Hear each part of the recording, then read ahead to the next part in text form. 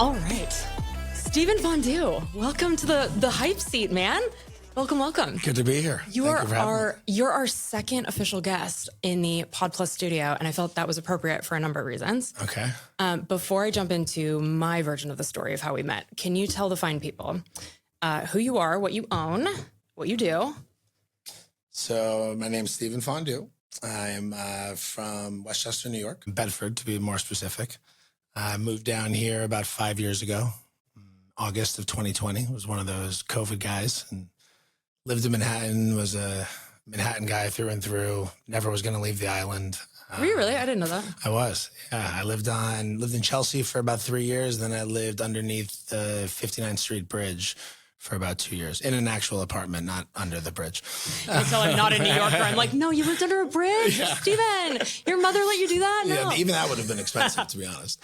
Then COVID hit and couldn't deal with it anymore. I did about 6 months there. And tell me about, because I think this is interesting as part of your story. We're going to get to this in a second. So you and I are both young for being in Jupiter, being business owners in Jupiter. Like, we're young. Like, I feel like people are always like, what's that kid's name that has the restaurant down the street? And I'm like, Steve, I'm pretty sure. How old are you? 30. Oh, you are young. I'll be 31 next month. Oh, fuck me. You're way younger than me. Stop it. You're only 30? Yeah. Oh, my gray hair is kind of... You have such gray hair. Oh, I got a lot. How long... when did that happen? I think my best friend Gabe in high school saw a gray hair in homeroom. I was a senior in high school. He looks at me. He's like, "Is that a gray hair I see on your head?" I was like, no, it's not. No? And I looked in, it was. So I think my first gray hair was 18, but as you could probably attest to, not that you have any gray hairs. I do, and it's owning devastating. a business causes some gray hairs. Yeah, no doubt. Well, I will say it's very hot, and I feel like you have that like olive, like Mediterranean thing going on. It works. Yeah, it does for sure. It shows my wisdom. Absolutely. You know? And listen, in our area, we're in the Palm Beach area, right? And the male hair dye is not it. No. Some of these men, because we have people think I dye this. I can't tell you how many times I've been I would have, if we hadn't talked about it, knowing you're 30, I would have been like, oh, it's a good look. Like, yeah, but my response to them is like, why would I dye my hair gray? That would have to be one of the most egotistical things in the world if I had to dye my hair because I want to look old. I promise there has never been a touch of dye in my hair. Well, running a business like you do, it does definitely benefit you for sure. Like, yeah, it helps. It helps, especially being younger because I hate that. I mean, I'm sure you do too. Like, oh, you're young, you own a business. It's like, age is just a number, man. You know, if you grind and you want it well enough, and that's all that matters. I mean, age is literally a number. I could not agree more. So giving people context. So Steve owns the restaurant that is at the tip of Cy Dri, as I affectionately call it, Cypress Drive. Cy Dri till we die. Let's go. Cypress Drive is where my building is, where the mothership is, the Pod Plus studio. That's where we are right now. And when I committed to buying the building in May of 2023. And you committed to buying yours like that the week that we closed, I feel like was like... It was like the week later, I think. Yeah, and like unbeknownst to each other. Mm-hmm. And we have, so at the time, like we have socially, I feel like the same friends, we run in the same circles, but we didn't know each other. And like I knew of you from your previous restaurant, but we'd never interacted before. Mm-hmm. And I remember, you know, like that feeling of it's like a combo of anxiety and dread and adrenaline over a risk that you've taken. Yeah. Right. It like set in and I was like, holy shit, I just spent too much money on a warehouse that I now have to renovate. And I was just in my feelings. And the Wickrans, Ashley and Nick Wickran, texted me randomly one day. They're the freaking best. The best. So I'm driving to work and I have to like renovate this building. This was 2 years ago. And I was like I'm pivoting my entire career. It was just a lot, like a big undertaking. Mm. And Ashley texted me and she's like, hey, the restaurant that Crosby just sold, you need to meet the new owner. His name's Steve. Stop by right now. And I was driving my white Range Rover with my stupid logo on it. I happened to be driving right past your restaurant right when she texted me. Yeah. So I was like, fuck, they were outside. Yeah. So I was like, I can't even avoid these fuckers right now. And by the way, the Wickrans are like my best friends. Her. Like just fast. The Range Rover. Fuck. So I pull in and I'm like, I don't want to deal with this right now. Like and I'm telling you, that changed everything for me because here, by the way, Steve Fondu, I was like, what Jabron, like, come on. Steve Fondu bought the crowd. Like, what Italian bullshit restaurant are we getting on my street? Yeah. Because Cypress Drive is like, it's a vibe, man. Like I want it to be a vibe. Oh, so badly. So badly. And we need cool people on this street. And Steve Fondu opening a Italian restaurant, in my opinion, was not it until I pull in and I see what you're doing with it. Yeah. Holy smokes. Like, you turned that place. So it was under construction, and your energy is infectious. And I just walked in and I was like, I'm going to be okay. Like, everything's going to be fine because Steve is putting Ara here. Like, we're going to be fine. Anyway, so we spend the next, like, you and I were both like, when are you opening? Yeah. I'm like, 3 months. Yeah. You're like, yeah, me too. Yeah. That was like a year. Like a year, baby. Yeah, exactly.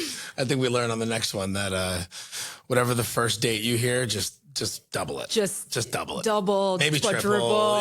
Triple. Yeah. Throw some money on it. Just sprinkle money. I feel like all you and I have been doing. Whatever your budget is, double it. Just keep doubling. Anyway, your energy is infectious. Again, everything about you is just, I literally walked away and I was like, if I go down, Steve Fondu's coming with me. And he's actually cool. And he's not like, not a total douchebag. Amen. And what's cool is that Ara, it sits at the end of Cypress. So when people nothing makes me look cooler than a hop-in night at Ara. Because people pass your building, this like brand new, beautiful thing. And then they see my situation here and it's like, oh, this is where the cool kids are. Yeah. So I thank you for that. You have all kinds of Bentleys out front, all kinds of Beamers. Like some Rolls Royces, Ferraris, whatever we need. Yeah. Whatever we need. Anyway, so talk a little bit about the restaurant and like and why you opened it, how you opened it, like the circumstances around that. Yeah, it's I grew up in the industry. I could definitely say that. It's all thanks to Pops. He opened his first restaurant when he was 23, 24 years old. I didn't know that. Yeah. Your dad is a restaurant guy? He was, yeah. It's so funny. I've always been so laser focused on your mom. So Mama's queen. Like Mama's the queen. I don't think, okay, so hold on. Before you reveal who she is. Yeah. I don't think there's a cooler job to have had in this period of time in the United States of America for a female. Like when you said it, I was like, well, goddamn, that's it. Like that's the pinnacle. So go ahead. Yeah, she is. She's the pinnacle. My mother was, at her final point, she was the president of L'Oreal. She worked for the same company for 37 and a half years. And I always tell people, you know, you're a spitting image of everything that we're talking about, right? It doesn't matter who you are, what your age is, what gender you are. If you want it, you want it, right? And my mom did it when it was really tough. Oh, yeah. She did Being it in female? the 70s and the 80s and the 90s and just took it all, took it all in the cheek and just made her way up. And when I saw my mother at that point, it was like, I wish I look back and I say to myself, I took all of that for granted, by the way. When I'm 13 years old, I'm going up to visit my mom on 47th and 5th and the 36th floor. She's got the corner office, L'Oreal's corporate headquarters, And I'm walking in like the little shit, just like in his backpack, like, yeah, I'm Karen's son, just like, didn't appreciate a single thing. I was like, Mom, like, can you send the secretary in so I can get an iced tea, whatever. Looking back at that, as a business owner myself now and seeing how hard I work and how much stress I have, I literally just get chills. Same. I just got total goosebumps. She set the bar. And, I think everyone's goal in life, or at least my goal in life is, the parents set the bar high, but I want to beat them. Yeah.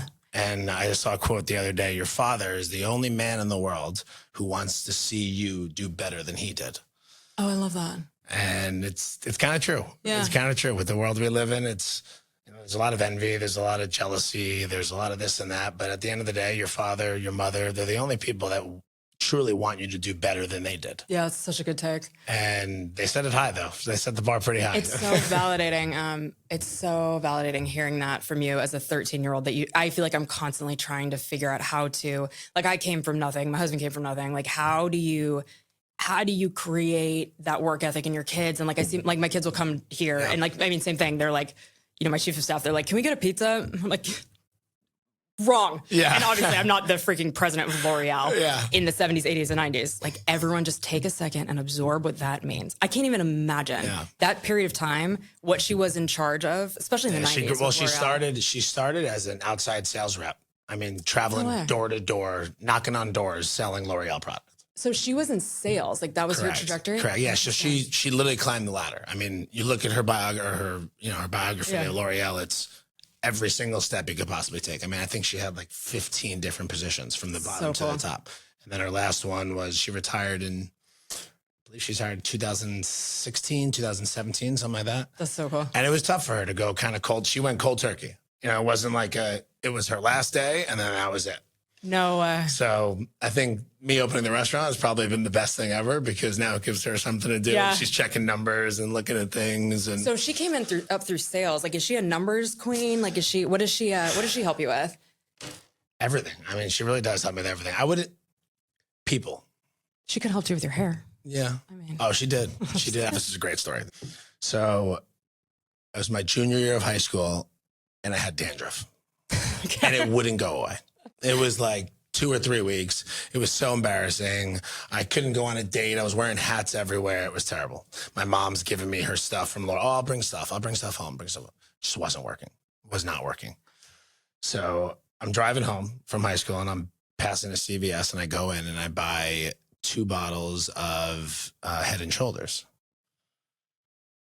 Now at my house, it was like, that wasn't okay.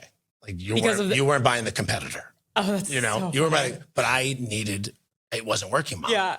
So I go in, I like hide the CVS bag in my backpack, run upstairs, take a shower, finish the shower. I'm putting the bottles underneath the sink so she doesn't see them in the shower. Yeah, what are you going to do? It's Head and Shoulders or nothing, right? Like what else exists, L'Oreal? Well, at that time it didn't. Okay, so 3-4 days later, dandruff's gone. Mom's like, told you it would work. She found the bottles. When I tell you it was the only time in my life, my mother did not talk to me for like 2 days.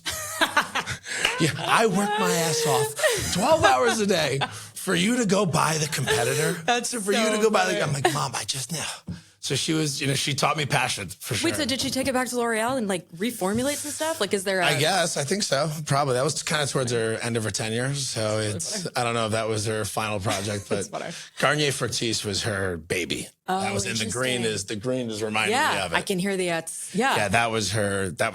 Oh, that's that was her pride and joy. No kidding. The commercials when I was a kid, Garnier Fructis was, so I grew up in Germany, and the commercials, I can picture them clear as day and hear them. Like that commercial, because it had like a citrus element, and then it had the the green, like a total like I can smell it too. The total sensory. That's crazy, actually. I vividly remember that. They were good. She used to come home with like 7 different commercials and ask us, which ones do you like the best? Yeah. Yeah. The bottle was never originally supposed to be green. There was like 5 different choices, and we would have, not that my opinion fucking mattered, but I was like 7 at the time. Wait, so tell me about your dad. I didn't realize, like I said, I've always been focused on your mom. I'm like, tell me more. My dad was a restaurateur. That's where they met. My mother came into my father's restaurant at it was called Oliver's, spelled with 2 L's, in White Plains. It was probably 30 years he had it, 7 days a week. Is his name Oliver? No, his name's Henry. Who's Oliver? Do we know? That's a good question. And why 2 L's? So Oliver is now my nephew, my godson. His name's Oliver. 2 L's? With 1 L. No, my sister-in-law, Carrie, she was like, we could do Oliver, but it's 1 L. We're not doing the 2 L's. I don't know the answer to that question, and I should know the answer to that question. I'm going to find out. Circle back. Yeah, I am. We'll put a pin in that. We love that. I don't know who the Oliver was, but it was somebody. So was your dad was he an operations guy? He was an operations chef? guy. He was me. He was the same kind of feeling as me. He was the people person. He had the ideas. I don't know if he really knew how to cook, but he could please the best of them, and he put together a hell of a thing up there. And it was the hottest bar in north of Manhattan in all of New York. Oh, cool. And that's kind of where I fell in love with everything. I remember running through the kitchen at 7, 8 years old. I loved the vibe. I loved that there was 200, 300 new people every day. And I still think, looking back at it today, my favorite part of what I do is that I get to meet 200, 300. Right now, not that many because it's summertime, but it freaking looks like it. Yeah. I was just about to ask you. It looks like there's 700 people there every day. I mean, it looks like it, but it's definitely quiet down a little. Optics are big. It is packed though. Every time I go there, it's packed. No, and you always the whole. I've been so freaking busy. I'm so embarrassed at how I have not No, made it down stop there it. as much You've as I had need to be. But you've had as much every to do time I as show I have. up, I feel like you find a way to find like I ask you for an inch and you give me a little country mile of like Always. space at the bar Always. or wherever. Like You take care of the neighbors. You're like you're like a mega, like an elite. And this is going to sound condescending and I don't mean it like this, but you're like an elite maitre d'. Like the way that you run Ara is like I love I took a video of you. I have to send this to you. I took like a 6-minute video of you standing on the expo. Is that what they call it in fine? Mm-hmm. Yeah, that would still be expo. Yeah, absolutely.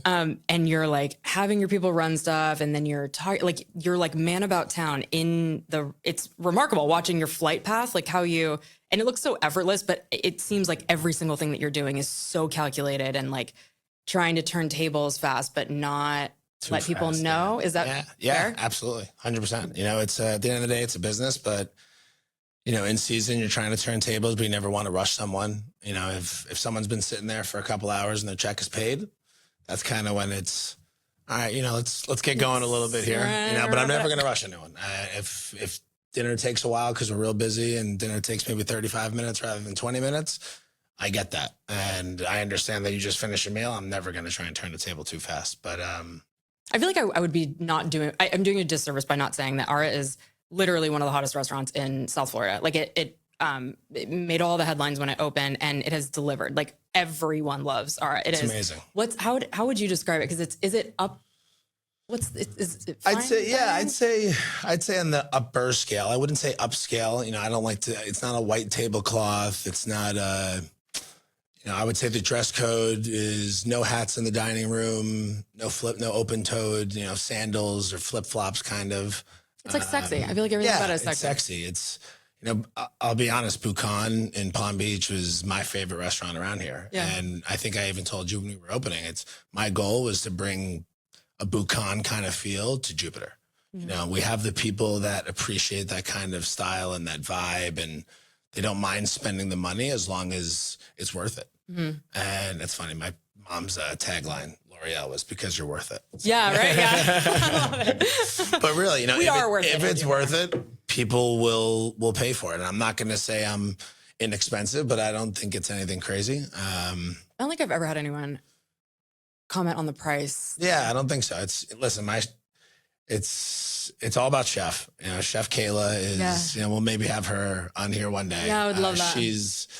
She's a magician. I should have asked her to come on. I should have asked her to join us. Well, we'll do one. Yeah. Or whatever. Tell the people that she's got to work right now, so she wasn't coming anyway right now. How are you here right now? It's literally like 5 o'clock. Are you? Well, I got Griffin covering for a little bit. Okay. It's just down the street. I won't leverage too much of your time. It is literally down the street. Yeah. How did so you were 28 when you decided to, how have we been doing this? It's been a long 2 years. I know. Like year and a half. 2 years? It's been 2 years. I've been open for 1. We got the keys in June of 23. Yeah, it's been 2 years. So it's 2 years. Yeah, 2 years. Exactly 2 years. Yeah, it's been 2 years. That's crazy. It doesn't feel like that. It doesn't. Okay, so 28-year-old, you moved to South Florida. Correct. I need to understand how you all of a sudden have the hottest restaurant of all time. Like, how does that happen? Because I know you are, even though we were just talking about your parents, I know that you're not a product of like trust fund money and how, I mean, because in our area, not for nothing, like that's, I feel like a criticism. I certainly get that all the time. People ask me all the time how I bought this. And I'm like, I fucking bought it. Yeah. Next question, please. Yeah. So when I first moved down here in August of 20, I just got the idea of, you know, everything was kind of opening up back here from COVID and restaurants were kind of struggling, but they needed people. And funny story, actually, I had the same guy cut my hair for 10 years in New York. No one else touched my hair. No one else. Because of dandruff or? So when I came down here, it was We've talked a lot about your hair. And I feel like the people, it's like L'Oreal. You need to like go, like you have a good side. Yeah, it's all good. It's gray. No receding though. No receding. Great. Yeah, I know. It's great. It's great. It's good. Yeah, 10 for 10. So I had to find someone to cut my hair. And that's almost like the biggest thing I was worried about. Now you gave yourself a flyaway. Oh. You gotta, Oh, you got it. All right, there you go. Yeah, she's back. Yeah, she's ready. We can't be talking about how great your hair is and then you just fucked it up. Like I'm taking care of it. So she, open this. I went to the first person, didn't like it. Second person, didn't like it. I was living downtown at the time in West Palm at the Park Line, right by the, whatever this thing's called, Bright Line. Did we spill? This is so good. It's the best. This is so good. It's the best cocktail in a can that has ever been invented. There's no carbonation, 100 calories. Okay. You can drink 6 of them. Yeah. No hangover. I'm like, is there actually alcohol in this? Oh, Because there's alcohol. It tastes like the Heaven. perfect iced tea. Yeah, it tastes like heaven. Oh my God, that's so good. It's so good. It's so good. And why do more of these not have no carbonation? I think about, yeah, exactly. The carbonation is what I don't like. It's so stupid. I hate it just carbonation. sits. Yes. It just sits. Yes. It makes me feel like and everyone I'm around, I'm like, you're about to burp and I don't want to fucking smell your burp. I don't want to be around you. Nope, don't want to be around you. This is Surf so good. We're going to put these in Ara. Okay. We're going to put these in Ara. Do they have them at Ara? Not yet. We're going to get them though. Surf side. And hair. And hair. All right. No, they're phenomenal. So I was walking we just pick down. up our first sponsorship. Maybe. They're like, I'll put them in the restaurant. You clowns are not spot. We are not. No, in fact, bring that out of frame. Like, talk less about my drink, please. I feel like the owner is like, stop. I want to meet them. They got to come Carry down on. here. Yeah, all right. We will. Yeah, so I had to find someone to cut my hair. And I walked into a shop randomly, needed a haircut. And this girl, her name is Emily Kasker. She's phenomenal. And she cut my hair. Wait, where is she? Where does she work? Right now, she's out of her own studio down in West Palm. I can't think of it. She usually just runs studios here and there, and I kind of just follow her around. Got it. And she's the best. Shout out Emily Kasker. Shout what out an endorsement. Emily. We love so that. she kind of really got me onto the food scene in Palm Beach County. So I went for my second haircut. I was talking about restaurants, how I had an idea of opening a restaurant, but I still needed to learn a little bit more. I wasn't ready yet. I was probably 24, 25 at a time. Wasn't ready. Didn't have the money to do it and need to learn more. So I got to find a spot and I got to learn underneath some really good, smart people. And Emily at the time. That's smart, by the way. Yeah. Goddamn. If you're listening to this, like, say it again. Learn under patience. smart people. Yeah. Follow good people. And know what man. you don't Just know. learn. 100%. Moving down to South Florida, like, I'm sure hospitality scene is wildly different than. Yeah, so different. Yeah, so different. smart. And I came from a different kind of atmosphere. I was in more of like a sports bar, fun kind of scene in New York. And when I came down here and found Emily, she looks at me and she says, "So I cut hair for these 2 guys who were just opened a restaurant in Palm Beach Gardens." And that's where I met the guys over at Stage. And I started bartending there and learning under Andy and Pushkar. And I mean, there's no chance I would be able to be doing what I'm doing right now if it wasn't for that place and those guys. I mean, there's no doubt about it. So, I learned what I had to do there and things kind of happened as they did. And I've finally had that dream of like, this is possible. And then what do you think Frank. you learned? So growing up in restaurants, like with your dad, what do you think you learned from working at Stage specifically, like from like their leadership style, or like what would you say is their biggest takeaway? A little bit of everything. I mean, mostly it was the behind the scenes stuff. They were opening up Ela at the time and opening up another restaurant and just seeing 2 guys just give absolutely everything they had. I mean, time away from family, time away from vacation, this and that. And they did it. God, they opened Stage in February of 2020. Yeah. And then came COVID. Yeah. It's remarkable. I mean, it's remarkable. I mean, I think I got there in, I think it was May or June. It was a little bit afterwards. Or no, it could have been later than that. Probably September, October.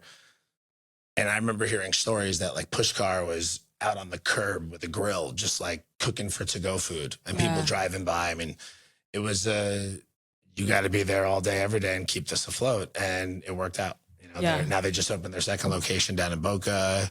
They've got Ela and Palm Beach Gardens and Donald Ross.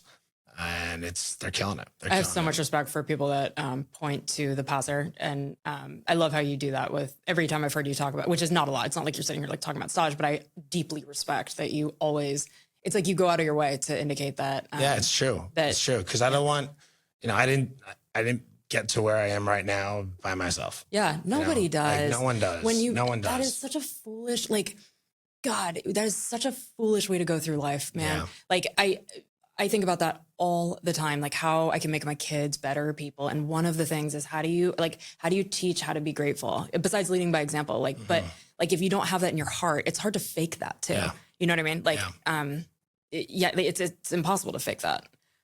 Anyway, so you met Homeboy at the bar, right? I met Homeboy at the bar. So I was introduced to a gentleman, kind of has a VIP, just, take care of him. And this guy's great, blah, blah, blah. And we got real close, really, really close. And when things, kind of faded out at stage and I had this idea, he really put me under his wing. And I think you read books about guys like this. And he was really my mentor, and he took a chance on me. A lot of people say it. A lot of people they talk the talk, but they don't walk the walk. And part of my French, but this motherfucker walked the walk and talked the talk and did it all. I mean, he's the, one of, if not the biggest reasons that I'm here today. And he kind of said, listen, I want to buy a building. How about you put a restaurant in it? I said, let's go. I'm ready. It's like you do a quick beat check and you're like, are you serious? Because I'm jumping out of my skin. I said yes wanting right to away, say yes. Are you for real? We're on the first, I think we were on the first hole or second hole at Old Marsh where he's a member at, and he got a text about Crosby's going up for sale, and it was the first and only time we've left golf in the middle of a round. I mean, we literally just turned around. I think we left our balls in the middle of the fairway. I was probably in the fucking woods. He was in the middle of the fairway, and we just turned around and went right there. And I walked into that place, Holly, I swear to God, I walked in. I was just like, this is it. Yeah. Everything about it was the size, it didn't look the way I wanted to, but I already saw what Ara was going to look like right when I walked in. Yeah. It was just the cozy corner. It was Cypress. It was Cy Dri. Yeah, Cy Dri, all baby. about Cy Dri. Dude, it's so funny because the Crosby... I didn't even know it was here. I know. didn't even know it was here. I've been to Blackbird, don't. Lenore's. I've been up here 100 times. I didn't even know this street existed. I know. Most people don't. Yeah. It's the best kept secret. And it's so validating hearing that you guys literally jumped off the golf course, because people do know that it's here. And it's such a special street. I was for years looking for a building to buy.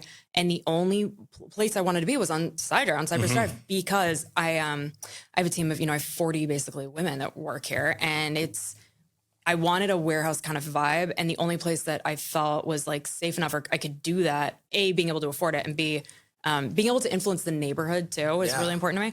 And you can't gentrify. It's hard to gentrify if you're a 30-something female. You really have to be a kind of a badass to go into Riviera Beach, or I'll probably end up editing that out because I don't want to throw that particular municipality under the bus. But West Palm Beach. Yeah, anywhere else. Anyway. It's a vibe. And not for nothing, you guys were freaking dead ass right to jump out of your skin to go buy it, because there were so many people that wanted it too. Yeah, we were the first ones there. I believe we gave an offer on the following day, and by the third day there was 8 hard offers. Yeah, yeah. And I give a lot of credit to the realtor who sold us the place. He was... Who was it? Was it Rob? It was Rob. Rob. He's the best. The best, man. I mean, he was just an honest, great man. Yeah. And I think, who knows what was going on, but we were the first ones there. We were the first offer. He stuck with us. He stuck his gut out, and we delivered, and I think it was just a win-win altogether. Yeah. And then we had to find a chef. Yeah. Then we had to find a chef. Okay, so wait. So when, between, what's his name? Your guy, the guy that owns the lot. You want me to edit that out? Maybe. So he does like to stay in the background, right? Does he let you do your thing? Oh yeah. Anyway, so between when homie was sitting at the bar and you closed on the building, what was the timeline for that? And did you have the vision already, or was it just No, I wouldn't say I had the vision. I mean, I had the vision of a restaurant, and I had a vision of kind of the style and the vibe and the bar kind of scene. The time length was probably, let's see, February. It was probably about 6 months. That's so crazy. I probably met him. I met him right when I got to stage, which was 2 years ago. But by the time I left stage and he and I started talking to the time we signed the papers, it was about 6 months. So I knew him for about 2 years beforehand. And so after you walked into the building, did you know what it was going to be? Yes. I didn't know what the food was going to be. I knew what the place was going to look like. It's so funny. Yeah. I'm different in that way. A lot of people are like, oh, what's your next idea? I'm like, I got to see the place first. Yeah. I got to see where it is, and I got to see what's around it.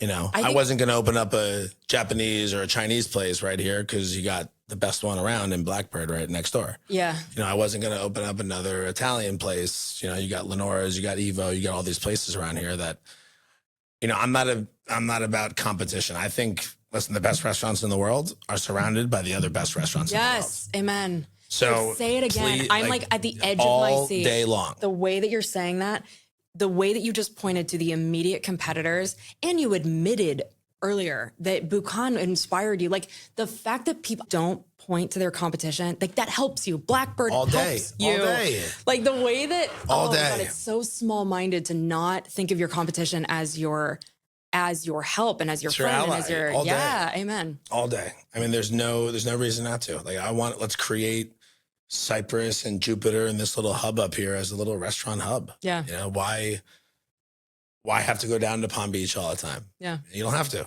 And it's conditioning the like your audience too, like conditioning the community that you can eat fine down. It only helps you. Yeah, I think one of for the most small-minded things that anyone can do. It's almost like you lose me immediately as a potential like actual close friend when you something competitive gets brought up, and it's like the person can't sit out the opportunity to be like, well, yeah, Blackbird, the parking or whatever bullshit. Yeah. Like, it's like, bro, don't do that. Don't sit it out. Like, there's no reason for it. Yeah. Like, I think it's also the athletes in us too. Like if you've been an athlete at the highest level, like you know what it's like to swing and miss, strike out. When as a business owner too, not for nothing, it makes it uncomfortable for people. So if they're eating at Evo, for example, and like your friends are like at Evo last night, and if you don't set the tone that you love Eric and that like it's all great, it makes people almost like I do this with real estate when someone buys or is in the market for buying a house. I'm like, I love that for you. Tell me about the deal. Like that's awesome. Like it's not disingenuous either. Like it's 100% authentic.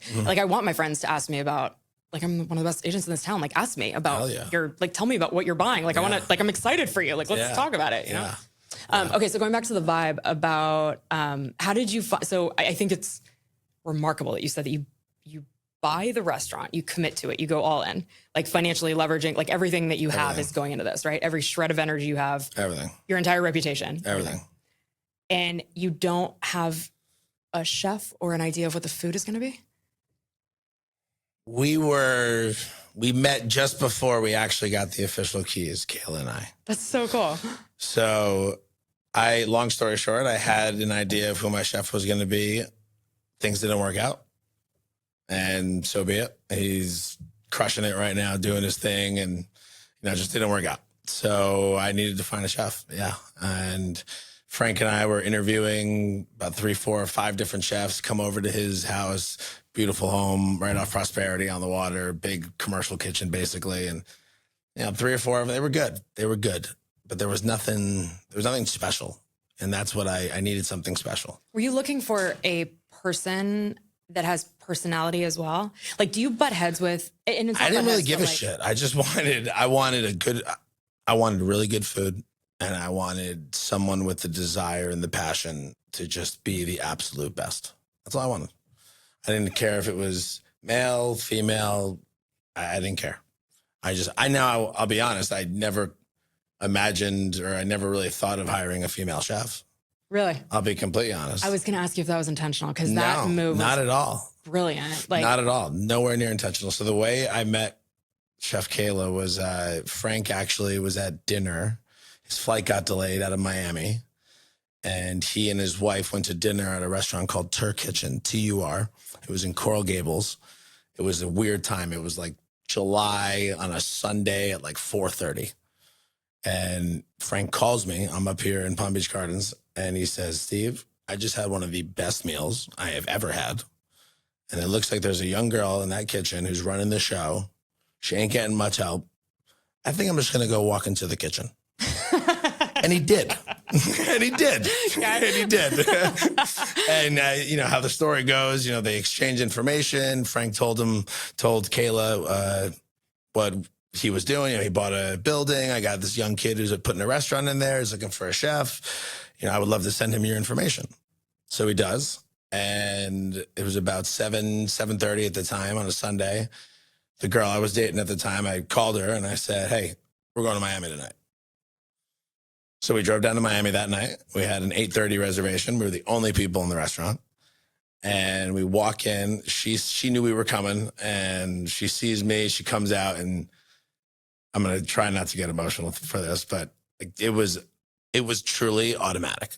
Before she cooked me a single piece of food, right when I met her, it was just, this is her.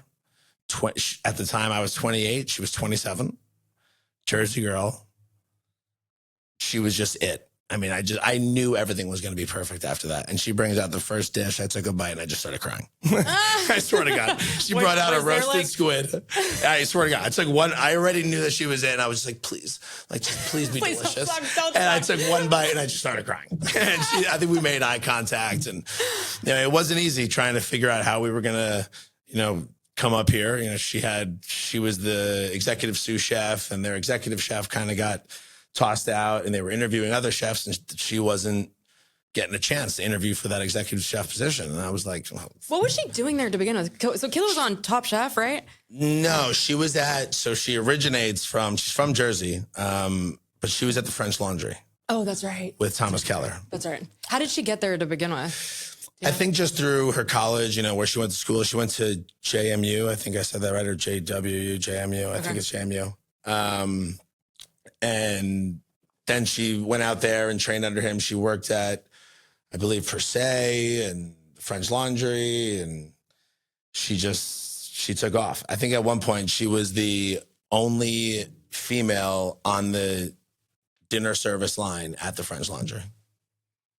So basically, she's a badass. I can't get over her. She's a badass. I'm obsessed with her. And you guys would be best. You guys should be best friends because you're both just badass fucking women. Her, I think what's so fucking cool is your chemistry together. Yeah. Like, so part of my like geeking out over watching you the other day, when I was just so like in awe of how you moved through the restaurant. She wasn't in, I don't think she was working that night, or it was like, I couldn't see her or find her or whatever. And so I was watching like how the line reacted to you, and like how, and then I've been in there since where you haven't been there and she's been there. And it just, the command that she has of that, it's unbelievable. Unreal. Like, because she's little too, right? Yeah. Like she's like, a little girl. Yeah, she's a little girl. It's unbelievable. Little girl, yeah. She's special, man. She really is. And it's amazing how everything happens for a reason. Oh, totally. It's so what was she doing at that restaurant? Like, so she was like the number 2, basically. Uh-huh. And their number 1, their executive chef, got fired for some sort of reason. And she was kind of like the interim executive chef. And they were interviewing other chefs to become the executive chef, but they weren't giving her a chance. So I was like, here's your chance. Thank you. Like, thank you for being stupid. Yeah. Like, come on. So it took a while to kind of figure out cross the T's and dot the I's of how we were going to make it happen. And I remember the last FaceTime we had, she was in the back alley in her car behind her restaurant in Miami, like ducking down, like hiding from her boss, and was like, I'm in, like, I'm in. So I used to drive them up here every Sunday before they were moving up. And we used to use my best friend, Massimo, who owns County Line Pizza on Donald Ross. Yeah. And he... Love that place. At the time he was at, they had Casa Mia too. Oh, yeah. Right at Indian Town, and they were closed on Sundays. Mm-hmm. So he gave me the keys, and every Sunday they would come up. I would put them in a hotel, Jupiter Beach Resort. And then we would go over on Sundays and start like creating our menu out of Casa Mia? Out of Casa Mia. Oh, I didn't know that. We That's created so cool. our entire menu out of Casa Mia. So did she have ideas? Like, did you have ideas? how long did it take you to get because your menu is unique. Like, yeah, that was kind of it too. We said to each other, we want to do something different. Her kitchen was a Mediterranean, like Greek kind of restaurant. I definitely didn't want Greek per se. Like, I didn't want it to be known as a Greek restaurant. And I like to say that we're a globally inspired restaurant with a Southern Mediterranean kind of core and flair. So anything, and that's by the way exactly what you are. Yeah, your menu reflects that. Like, exactly. And it's funny because I feel like so I'm very like, I mean, I worked in fine dining, like serving, mm-hmm. and I feel like these fine dining institutions get so cute with trying to describe what they are, and it's like too much. Like simple, simple. Like, you can be delicious and different, but just be simple. Yeah, and then also like their description sometimes aligns with what they think they are, right? And it doesn't align with what they actually are serving. Correct. Like how often does that happen where it's like there's a restaurant, I'm not going to name it, in West Palm that is Mediterranean, and it's like not that. It's like, do you even know what that is? Like, yeah, I didn't want the menu that was like, what is this? Yeah, like my chicken is called roasted chicken. Yeah. My chicken parm is called chicken parm. Yeah. Yeah. My salmon is called salmon. Yeah. Like, it's I give a little, and my servers and my team, I pride myself. I would say my best attribute is putting together phenomenal people. Yeah. And my team, I cannot say good enough things about my team. Yeah. From my dishwasher to my hostess, to my executive chef, to my bar, I have the best team in Palm Beach. It shows. And there's not a doubt in my mind. Yeah, I do. It shows. And they're amazing. We're a family. We're real close, and we all help each other out. We pull tips. We pull tips for a reason. No way. Do you really? Everyone helps each other out. I love that. There's no such thing as that's my table or that's your table. Bullshit. That's our table. You're inside of Ara. You're ours. God, I love that so That's much. it. I love that. There's not like that feeling of, oh, I'm not getting tips on that table, so I'm not going to help. Fuck that. It's everyone is in here. We know it's not inexpensive. Some people come in here that can only come in here once a month or twice a year for special occasions. Guess what? Now it's our turn. They decided to choose us. So that's kind of why I always say thank you for dining with us, or thank you for joining us tonight when people enter. Yeah. A lot of people say it after you leave, right? The server's like, thank you for dining with us tonight. Hope you enjoyed everything. I say it right when you walked in. Yeah. That's my thing. Yeah. Because it's, you could have chose anywhere in town tonight. You chose me. Now it's my turn. So thank you. And now I'll show you why you chose this place. It's so authentic too. Like and every single thing really you're saying is not only what I've experienced, but also what I've heard. Like it's funny when people will be like, have you been at that new Ara place? And I'm like, no, tell me about it. And I love it. Like it's like such a guilty pleasure. And part of me is also doing it as a business owner. Like I'm almost like looking and fishing for the feedback I can give you as like a friend, you know, like, hey, this person, like I have not heard a single negative thing said, not a one freaking thing. What's interesting too, is people will bring up, the salmon and how it was prepared when they were there, because you change it, right? Yeah, which I love. I love that. Like change up the salmon a lot. Yeah, she loves salmon. She's all about the salmon. Yeah, I do too. Crudo, whether it's the roasted salmon with the quinoa or the salmon crudo, it's always our whole menu really is. Our whole Did you menu let her do her thing with do you give any input at all? In the beginning, I think I gave a little. Kayla's amazing. She's got a lot of, I think, respect for me, and she always lets me taste, and she'll never put something on the menu kind of without letting me know, but she can if she wants to. She's got full carte blanche back there, and she's proven it for a year now, and whatever she wants to put on the menu is going on the menu. What is your what do you take a hard line on? Certain items. there's certain dishes that she's wanted to change where I think might be staples for a little bit, but what's your favorite thing on the menu? Favorite thing on the menu? Wait, let me ask this differently. There's a guest that is your crush, and you get to bring them one thing. What do you bring them? And you don't know anything about them. If they're a meat person, our lamb chops. Yeah. Our lamb chops are just out of this world. Yeah. I mean, have you changed them at all? Nope. Yeah, they're good. There was one moment where our vendor didn't have the same ones we were getting, so we had to change the vendor, and it just wasn't the same products, and we switched right back as soon as they got them back in stock. Does that impact it a lot, like the vendor? Oh yeah. Oh yeah. really? Yeah. Like the cut? It's just a different lamb. It comes from a different place. Okay. It's stored differently, however it may be. But that was the biggest thing, I think, when we were tasting, our burger patty. We probably tasted 9 different patties before we chose that one. Interesting. It's not just, pick a burger and make it. You got to find our burger patty is 90% Wagyu, 10% beef. Interesting. And everything has a reason. It really does. I mean, from the time we designed it to the time we put the menu together, every inch matters. Everything on the menu matters. It's never just thrown out there for sure. Do you oversee the ordering of those things? Not anymore, really. I check the numbers obviously and all that, but our chef de cuisine, Danny, does a lot of the ordering. Kayla herself does a lot of the ordering. Griffin, who's my number 2 over there, he does pretty much all of the alcohol and liquor and non-alcoholic beverages, and I kind of just oversee it. And summertime is probably the toughest. Just oversee. Yeah. Just I'm there every night. I'm literally there every single night. Right. So that's one thing I don't know if I'll ever get away from. It's going to be interesting if and when I open another place, because it's going to be really hard not being at both places at one time. Yeah. And, I'm sure you can relate to this. It's how bad do we want to make a clone of ourselves? Yeah.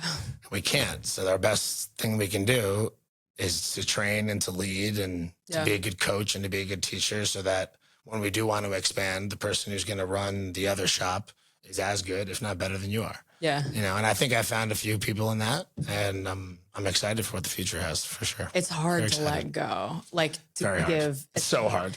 so hard. It's so fun to talk about and then to actually do. Yeah. It's so fucking hard. So hard. Especially when you're letting go of the things that matter the most. So like anything around like culture or vibe or marketing or branding, like because I feel like you're really good at this, and this is what I love doing. Is like the marketing, the business development, like bringing people in the door, regardless of what the business is, right? And that's also the area I think that it's the easiest, quote unquote, to outsource in both of our industries, all of our industries, because it kind of can like you can hire someone to do marketing and that doesn't have a full restaurant background. It actually might kind of benefit you, like to have like an outside perspective.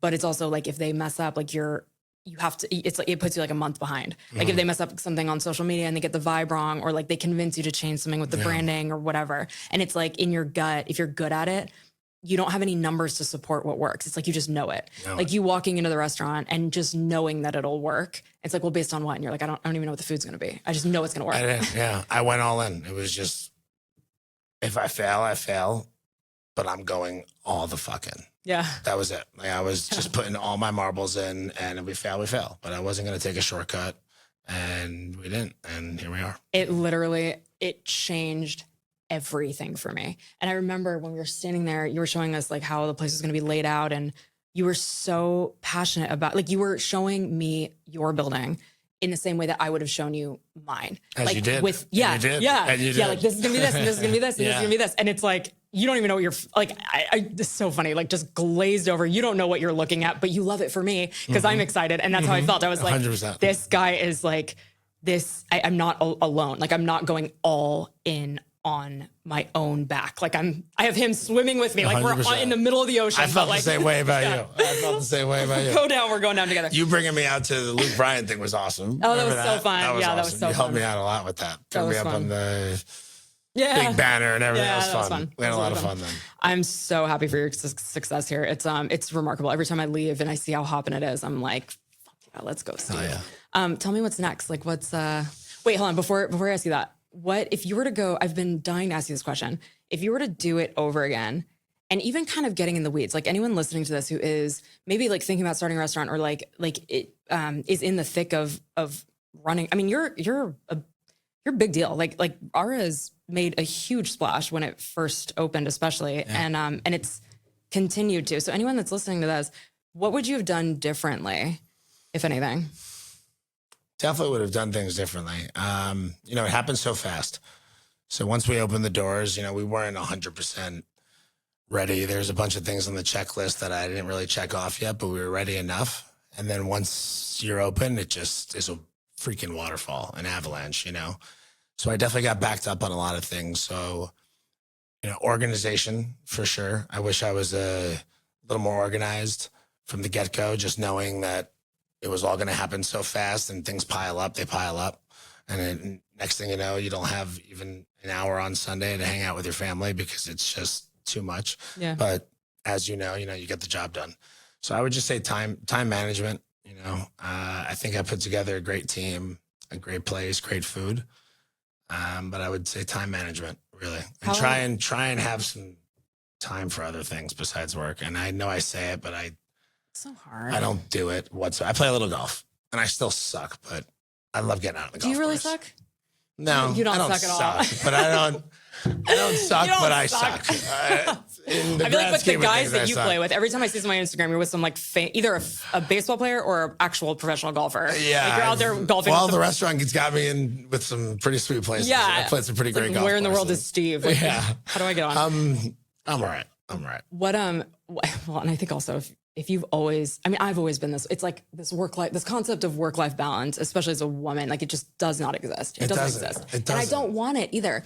Like I don't know how you do it. I don't want work-life balance because I have always been this way, and I work best when I'm like this. Yeah. Like I was doing this to myself when I was in high school. I've did it through college. Like I've always been this way, and I don't know any different. And I think work-life balance is something that gets projected on to us from people who don't like to live that way. And that's fair, especially if you're in like my husband and I have always been in this like tango. And it's like people will ask like, well, I just did it to you with the like, how do you do it? And it's like, oh yeah, it's hard. It's actually not. It's really not. Like, I'm cut from this cloth, like that's it. You love what you do. You heard it when you're younger and it kind of goes in one ear and out the other. You love what you do. You don't work a day in your life. It's fucking true. It is. It's really true. I don't work. I love what I do. Yes. Love it. I think the mistake that people make too is who aren't cut from this cloth, see people like us and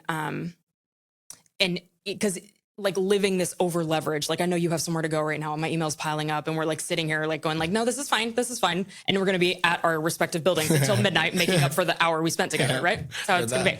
Right.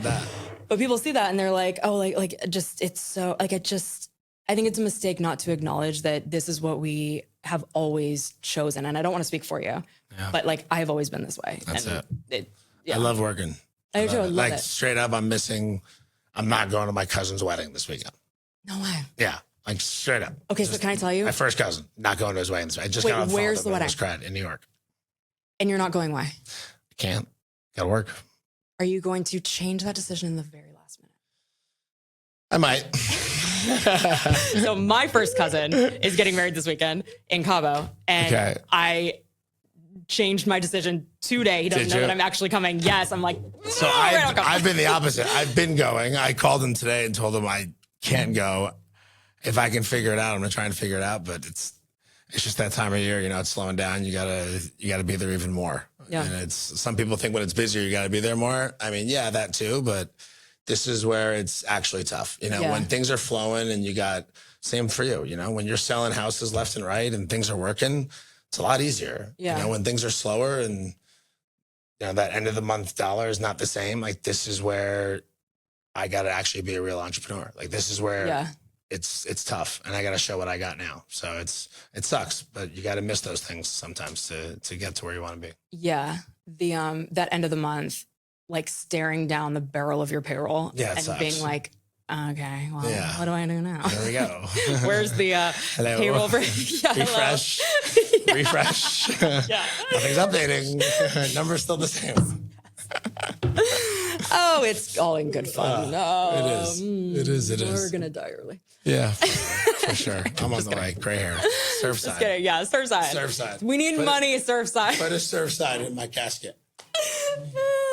I adore you so much. I thank you for being here. No, it is not lost on me that asking you for an hour of your time to come and banter with me is like a big ask, and I appreciate you. It's the best. It's been an honor to be here. You've been nothing but the biggest support to me, and I'm happy to be here, and you're the best. I really appreciate it. Keep crushing it down there. I quite literally need you. I need you on that wall. I got you. I promise. Anyway, thank you so much. I adore you. Everyone go and not only follow Ara on the social media pages. How do they find you? Ara Jupiter, ARA Jupiter. We got a Facebook, our website, arajupiter.com. If you've been, Hype Awesome, you can't help it. If you've been to Ara, leave Ara a review. How about go to Yelp, go to Google. What are the ones that you care about? Yelp and Google? Probably Yelp and Google.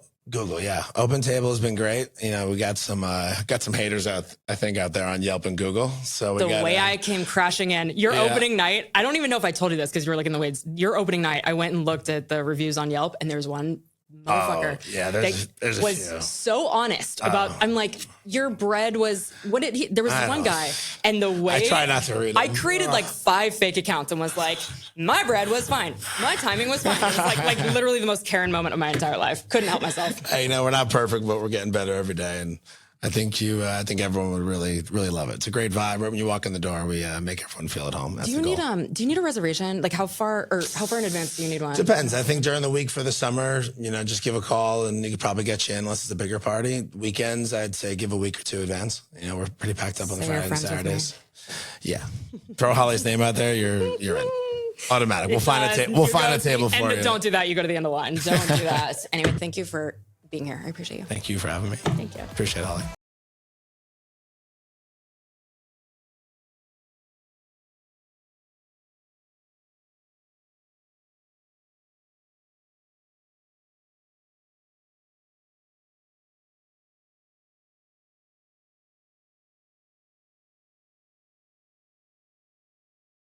You played baseball in college? Correct. I did. Right? I played at Furman University. Where's that?